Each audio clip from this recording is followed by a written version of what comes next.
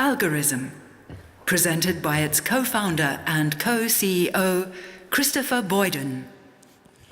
Good afternoon, everyone. Thank you first to the jurors for sitting here for this very long day. Good news, last one. So our company is based on infectious disease diagnosis using DNA sequencing technology. And so I'd like to describe exactly what we do with a story first. So this is Sarah. Sarah, about 2 months ago, came to the National Guard Hospital in Jeddah, Saudi Arabia. And so she just got back from the US, 22-year-old scholarship student, just graduated, ready to hit home and start working, right? I'm sure most of us have been there. And so, or in a different country. But unfortunately for Sarah, a week after she got back home, she became sick. So she went to the hospital, and they ran every test possible. And so she had symptoms of what they thought would be a cold or a flu, something infectious. So vomiting, headache, diarrhea, I can go on, I don't need to. And so what they did every test, but they couldn't find what it was at all. So not even an idea of what it was. And so they gave their sample to us, and using our IP-protected computer analyses and sequencing technology, we actually brought Sarah out of the hospital 5 days later. And so to explain how we did this, first I'd like to explain what happens right now in the Middle East, especially in Saudi Arabia, and even in other places around the world. So first you have the patient comes to the doctor, they give them the general checkup and then see what they can do to help further. So they take a sample, blood, etc. And we like to consider this the fishing pole method, right? So what they do with this sample is they take everything that's living in it and they try to grow it on a little petri dish. And then anything that grows, they can do further chemical tests on it to see what's actually there. But the problem is with that, though, is that so you have, let's say, some bacteria that grow on your plate, and then you're doing chemical tests to find out what it is. Is it this? No. Is it this? No. And so you're kind of just running a checklist until you can find out what it is. And the worst part of it all is that only 10% of all bacteria, pathogenic or not, can be actually cultured on these petri dishes.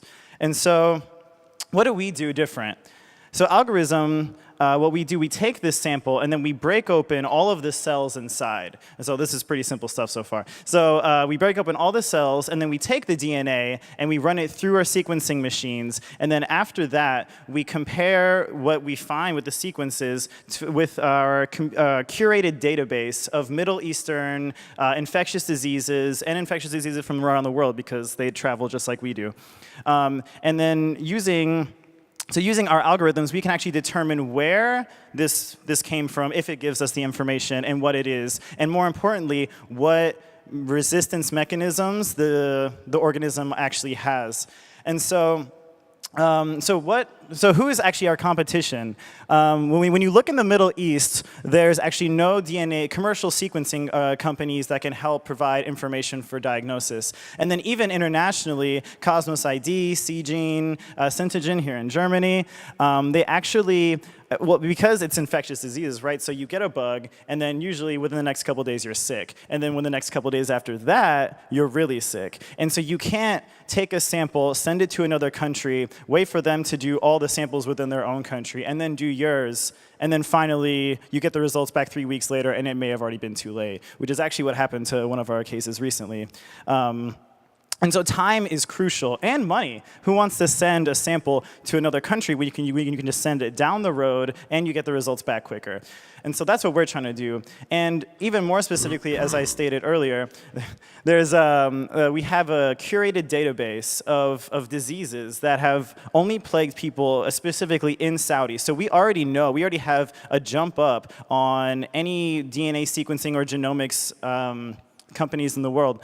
And so, and what's really interesting about that is that a lot of the bacteria and the viruses and the parasites that we get actually show resistance to drugs that aren't even registered in the international databases yet. And so we can find these genes, determine what they are, and then actually put them in the database, and then we actually help discover a new gene that can that actually fights against resistance, or that fights against the things that we're giving them. And so lastly, Lastly, we are actually going to sell this data to companies around the world as well. And so there's multiple streams of income here. And so I guess just to end it up, I'd like to say thank you, and let's just make sure that the case of Sarah does not happen again. Thank you. All right, thank you very much. And that was